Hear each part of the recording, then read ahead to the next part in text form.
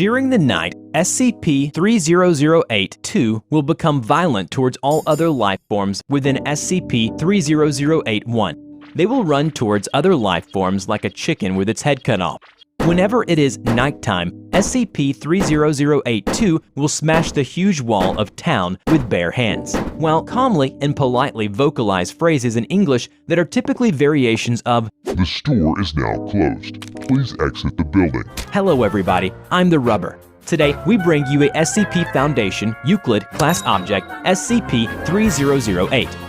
SCP-3008, also known as a perfectly normal, regular old IKEA, is a large retail unit previously owned by and branded as IKEA, a popular furniture retail chain. SCP-3008-1 is a space resembling the inside of an IKEA furniture store, extending far beyond the limits of what could physically be contained within the dimensions of the retail unit. Current measurements indicate an area of at least 10 square kilometers with no visible external terminators detected in any direction. Inconclusive results from the use of laser rangefinders has led to the speculation that the space may be infinite. A person entering SCP-3008 through the main entrance and then passing out of sight of the doors will find themselves translocated to SCP-3008-1.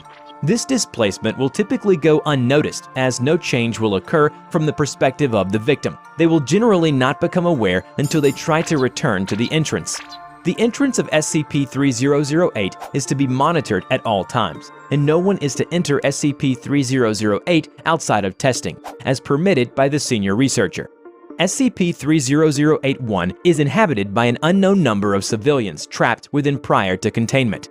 Gathered data suggests they have formed a rudimentary civilization within SCP-3008-1, including building a giant wall and an entire town built out of shelves and beds and tables for the purpose of defending against SCP-3008-2.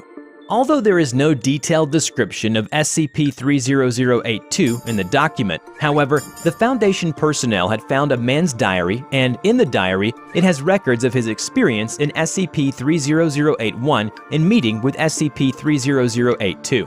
SCP-3008-2 are humanoid entities that exist within SCP-3008-1. In all observed cases, they wear a yellow shirt and blue trousers consistent with the IKEA employee uniform. They are 7 feet tall monsters with long arms and short legs, have no facial features, with no eyes or ears, and have hands that were big enough to crush a watermelon. But it is strange that they go down as easy as a regular human being once you start stabbing or cutting them open. However, they don't seem to bleed, and their corpses would not rot, let alone the stench of the rotten corpses. SCP-3008-1 has a rudimentary day-night cycle, determined by the overhead lighting within the space activating and deactivating at times consistent with the opening and closing times of the original retail store.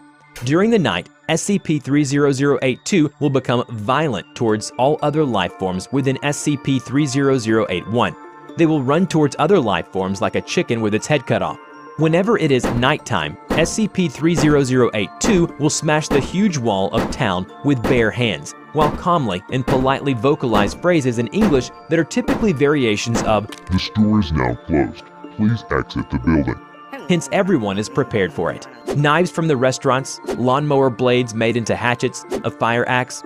In one incident, they discovered a hole on the giant wall, and ever since then, they would stab SCP-3008-2 through the hole if they ever come smashing the wall at night. Apparently, the dead ones will attract more during the night, so the people had to get the bodies away from the town. They loaded them up on a trolley and took them over to the pickup area, as they were curious about how SCP-3008-2 looked like when it was cut open. They discovered that SCP-3008-2 only have skin, or something that looks like skin, but no muscles, bones, or organs. Once day begins, SCP-3008-2 immediately become passive and begin moving throughout SCP-3008-1 seemingly at random. They are unresponsive to questioning or other verbal cues in this state, though will react violently if attacked. So, during the day, people go out to find food, water, and whatever else they need. Apparently, there are restaurants and shops around that randomly get restocked, but no one knows who did it. SCP-3008-1 is known to have one or more exits located within, though these exits do not appear to have a fixed position, making it difficult to leave SCP-3008-1 once inside.